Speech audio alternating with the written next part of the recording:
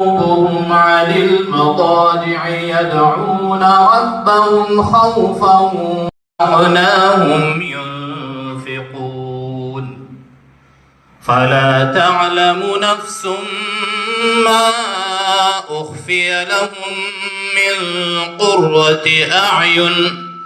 جزاء أما الذين آمنوا وعملوا الصالحات فلهم جنات المأوى نزلا بما كانوا يعملون وأما الذين فسقوا فمأواهم النار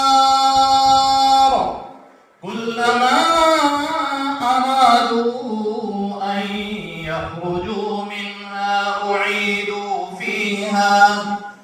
وقيل لهم ذوقوا عذاب النار الذي كنتم